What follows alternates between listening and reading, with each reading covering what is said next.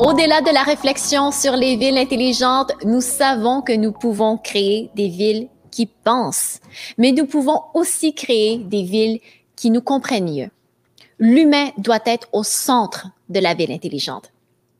Un peu comme l'arbre au milieu de la forêt, le bâtiment est au centre de cette évolution. Nous construisons et aménageons des bâtiments empathiques et intelligents, mais ces concepts peuvent-ils être transférés dans le domaine public? Pour explorer davantage ces questions, j'invite François Bédard, conseiller en bâtiments empathiques et intelligents du think tank Humanitech de Numana. Pas simple. Nouvelle image de marque. Alors, bonjour François. Bonjour Ravi, enchanté de faire ta connaissance. Hâte de faire ta connaissance. Écoute, peux-tu me répéter le nom? Ça va rentrer dans ma tête. Lequel nom tu veux que je te répète? Numana ou Humanitech? Oui, merci. Numana, c'est rentré en tête. On va se mettre en perspective parce que Numana est relativement nouveau. J'en parlerai un petit peu plus tard, mais on va rester sur notre sujet qui sont les bâtiments empathiques. Merci beaucoup. Alors, je me demandais, est-ce que tu peux, comme tu l'as dit, nous parler d'Humanitech, puis quels sont les projets actuels sur lesquels vous travaillez? C'est une bonne question parce que le think tank Humanitech a été lancé, ça fait pratiquement 1 an, à l'automne 2019, comme on dit, dans une autre légende, dans une autre sphère de temps. On était vraiment bien avant la pandémie. L'intention d'Humanitech, c'était vraiment de propulser l'humain et au centre d'un ensemble d'expériences connectées où la donnée devenait aussi stratégique, mais c'était surtout de propulser des expériences humaines. Donc, au sein de Techno Montréal, son président, François Borel, a créé le think tank Humanitech dans lequel je m'illustre. Parce que ça fait 25 ans que je fais des médias numériques et j'ai une passion pour les humains. Même quand je fais certaines conférences, on va me dire des fois, François, tu es un anthropologue des objets. Et ça me touche beaucoup parce que ce que j'aime, c'est de comprendre les gens. Je suis curieux des gens. J'ai fait beaucoup de projets. Et de s'illustrer dans un domaine où est-ce que on a un impact profond sur la civilisation et sur la société avec un humain au centre, je pense que ça a une plus grande valeur. Je le fais aussi parce que je suis un père de famille, j'ai 3 enfants. Et ensemble, on est tous bien connectés, mais je pense que les milieux de vie maintenant sont tellement propulsés que en ce moment, ce qui est malheureux ou heureux, vive le numérique ou malheur à la pandémie, les gens sont à la recherche de solutions, mais en même temps, il y a plus d'1 an, ces mêmes solutions-là existaient, sauf que le besoin a été accéléré parce que les pôles d'employabilité sont maintenant changés. Les bâtiments jouent un rôle de plus en plus important parce que maintenant, on va y travailler, il y aura du multi-usage. Puis les villes, maintenant, ça reste toujours des milieux de vie. Donc, quand on fait la relation entre un bâtiment empathique et intelligent sur un territoire, c'est aussi un impact transversal sur une communauté, donc sur une municipalité intelligente dans laquelle la mobilité vient se greffer comme solution alternative et complémentaire dans un bouquet de transport. Puis quand on utilise le terme bâtiment empathique, ça veut dire quoi?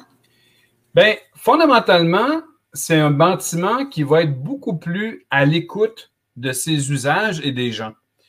Ce qu'il faut faire attention, c'est que il y a beaucoup d'appareils, il y a beaucoup de devices, il y a beaucoup d'ingénierie, mais on a très peu pensé aux usages au sein même d'un bâtiment. Pour vous donner un petit peu de perspective, je suis un ancien conseiller stratégique de chez Samsung et dans ma carrière, j'ai livré plus d'applications télé que d'applications mobiles. Je poussais des Smart TV en partenariat avec Samsung parce que les contenus, j'en consommais beaucoup. Mon ambition dans la vie était de rendre accessibles des contenus. Fait qu'on a fait celle de Radio-Canada, Tout.tv, l'ONF et Météo Média. Et donc, par ma passion des contenus connectés, parce que dans le fond, une télévision intelligente, c'est un téléphone intelligent, mais sur un écran de 65 pouces en 4K, alimenté par une qualité de service derrière. Quand je dis une qualité de service, un lien télécom fibre à la maison ou de la 5G demain matin. Mais fondamentalement, c'était quelque chose qui était complètement connecté. Et je me suis retrouvé à faire des conférences sur les Smart TV, les télévisions intelligentes, il y a plus de 8 ans à Toronto. Et c'était la première conférence sur les Smart Home. J'étais là par ma passion des contenus connectés. J'avais le CTO d'Ericsson à côté de moi, puis on parlait de cette expérience-là. Puis en même temps, Rogers présentait sa capacité de sauver des gens par des senseurs et l'identification de l'oxyde de carbone.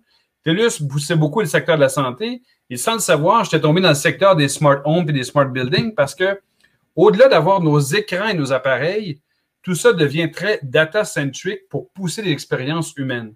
Aujourd'hui, dans le secteur de la santé et particulièrement dans nos maisons des aînés, il n'y a pas plus grand besoin aujourd'hui d'avoir des bâtiments empathiques pour comprendre ces nouveaux usages, prévenir certaines réactions, à la limite, sauver des vies, mais on vient de changer le cadre des métiers pour prendre soin des gens.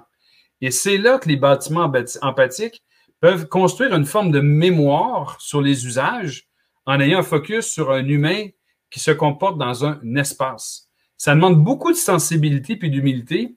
Ce n'est pas que de mettre des thermostats, ce n'est pas que de mettre des senseurs de sécurité, parce qu'on a vu que même si tu avais de la vidéosurveillance dans certaines résidences de personnes âgées, malheureusement, puis il y a un dossier qui est très alarmant au Québec, il y a des gens qui étaient sortis suite à une fuite, à une expérience d'incendie, et les gens sont restés à l'extérieur gelés.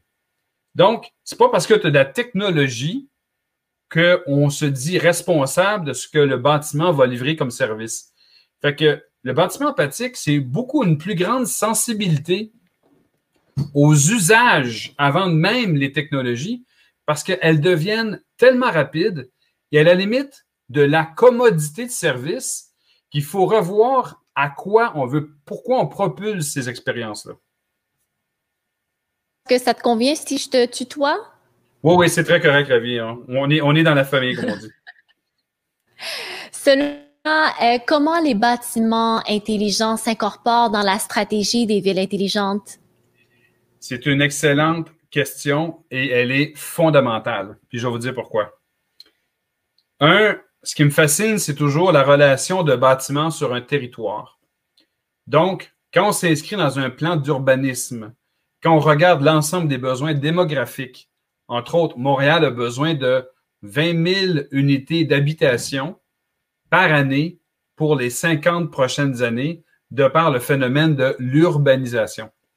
Donc, aujourd'hui, qui est responsable d'octroyer un permis de construction? Mais c'est une ville et c'est une municipalité. Il ne faut pas oublier que Montréal, depuis qu'elle a le statut de métropole, elle a maintenant un droit de préemption qui n'existait pas avant, parce que Griffintown, il n'y avait pas un cadre juridique légal où est-ce que la ville pouvait imposer un droit de préemption de par son statut de métropole. C'est devenu un quartier à forte densité, mais dans lequel il y a zéro milieu de vie. Très peu de parcs, très peu d'écoles, très peu d'espace pour les jeunes familles. Oui, tu pouvais t'acheter un condo, puis c'était très sympathique, mais ce n'était pas un milieu pour avoir des communautés vivantes. Donc, maintenant, par ce statut-là, Laval peut donner certaines obligations. Montréal peut donner certaines obligations aux promoteurs en disant j'ai un plan économique en tête, j'ai un plan sociétal en tête, j'ai un plan de développement économique et d'urbanisme. Travaillons ensemble pour que ton bâtiment ait un certain impact sur le territoire, ne serait-ce que la gestion du stationnement. Est-ce qu'on fait plus de stationnement, moins de stationnement, à l'intérieur ou à l'extérieur? La mobilité s'inscrit. Et donc, dans les usages, puis là, aujourd'hui, on le voit dans le multigénérationnel, comment nos bâtiments seront plus pertinents et beaucoup plus sensibles aux usages, je le répète, dans lesquels les milieux de vie s'intègrent. On n'est plus dans du bâti, on est vraiment dans du vivant. Les technologies le propulsent. La pandémie a accéléré le besoin aussi parce qu'on travaille maintenant de la maison. Mais avant, on pouvait faire la même chose, sauf que c'était peut-être pas recommandé. Donc, ce qui est très important, c'est d'avoir cette conversation-là ouverte entre les promoteurs immobiliers, les bailleurs de fonds aussi qui vont investir dans l'immobilier parce que ça reste quand même un actif qui prend beaucoup de valeur sur plusieurs années. Et comme je dis à mes enfants, le meilleur placement que tu peux faire, c'est de l'immobilier. Parce que d'ici les 50 prochaines années, ça se peut que le bâtiment soit au même endroit et ça se peut qu'il doit être rénové et ajusté. Puis à la blague, je dis souvent, quand j'accompagne certains promoteurs dans des dossiers, je lui dis, sur le projet de ton bâtiment, combien de temps le bâtiment va exister? Puis là, ils pensent toujours que j'ai une attrape ou une drôle de question. Puis je leur dis, est-ce que le bâtiment va être là au moins une cinquantaine d'années? Puis ils disent, oui, il va être là 50 ans. Je dis, bonne nouvelle, je vais avoir 102 ans. Ma fille Lily va avoir 73. Ma fille Romy 70. Mon fils 65. On n'est pas trop geek. Sauf que si on a à bâtir quelque chose qui a de l'impact sur un territoire, on devrait peut-être réfléchir à ces ensembles de ces technologies-là, propulsées par de la connectivité et des objets, pour revoir certains usages. Puis le téléphone mobile, maintenant, quand j'ai commencé dans le numérique il y a 25 ans, ça existait très peu. L'iPhone a juste 11 ans comme appareil et ça devient un appareil multifonction. Donc, est-ce qu'on a encore besoin d'une clé pour ouvrir une serrure? Peut-être pas. François, je me demande, est-ce que c'est seulement les grandes entreprises qui peuvent se payer ces types de bâtiments ou c'est également disponible pour les petites entreprises ou peut-être même certaines personnes? Ta question est aussi pertinente parce que fondamentalement, la petite entreprise pourrait optimiser sa productivité. Quand on dit un bâtiment intelligent et empathique, juste pour le secteur manufacturier, on est capable de revoir certains critères où est-ce qu'on peut sauver des coûts d'opération de 30 ne serait-ce que par la gestion énergétique, ne serait-ce par la coordination des salles de rencontre qui sont fermées ou pas, la gestion des clés dans un bâtiment. On perd plus nos clés qu'on perd un téléphone mobile. Fait que si on remplaçait nos serrures par des serrures intelligentes qui s'activent par un téléphone mobile, peut-être qu'on gagnerait en efficacité. Il reste que les grands donneurs d'ordre, les grands promoteurs immobiliers, que ce soit des Oxford Properties ou des Highlight, des choses comme ça, se rendent compte qu'en investissant dans un bâtiment empathique et intelligent, ils augmentent aussi l'équité de leur bâtiment. Et ça peut aller jusqu'à 30 Le défi, et c'est très applicable aussi aux résidences de personnes âgées, c'est d'évaluer l'ensemble des usages que l'on veut propulser dans un building, puis on appelle ça du multifonctionnel. En parlant du iPhone, ça me donne un bon exemple, une bonne analogie. Comment on fait pour bien intégrer les divers services connectés dans les bâtiments et dans les villes intelligentes? Encore une fois, une question pertinente. Je pense qu'on a un devoir d'accompagnement pour simuler des usages et pas juste se limiter sur ce qu'on connaît aujourd'hui, indépendamment de la technologie. Il y a 4 ans, on parlait pas de 5G. Là, maintenant, le 5G est accessible. Et dans 3 ans, on va parler de 8G. L'iPhone a 11 ans en ce moment. Ben, dans 4 ans, il aura 15 ans. Souvent, ce qui est très triste, on se limite sur ce qui est accessible aujourd'hui et on ne se pose pas de questions sur qu'est-ce qu'on va faire demain. Le nerf de la guerre ne sont pas nécessairement les appareils connectés, mais beaucoup plus l'information qui circule entre appareils qui permet de rendre le tout plus efficace. On entend beaucoup parler de l'AI de Montréal, puis comment on est capable de révolutionner, puis souvent, à la blague, je dis souvent, c'était une solution à la recherche d'un problème, mais la donnée intelligente n'était pas encore accessible et structurée pour appliquer cette information-là à de l'automatisation de services. Donc, puis ce qui est fascinant, la Ville de Montréal a fait un travail exceptionnel depuis les tout débuts de ses intentions au niveau de sa municipalité intelligente, de sa ville intelligente, parce que c'est un processus citoyen aussi qui a été développé, dans lequel le citoyen a eu un mot à dire, dans lequel il participe à la création de services. Et la Ville, ultimement, est une plateforme de services. Et donc, la Ville n'est pas dans de l'actif.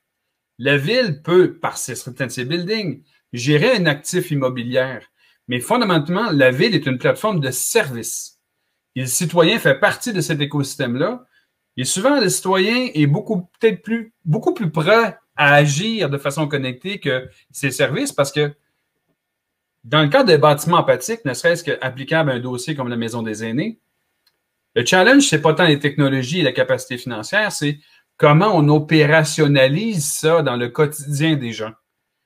Dans un cas de Maison des aînés, est-ce qu'on se donne les moyens de sauver des vies? Objectif louable.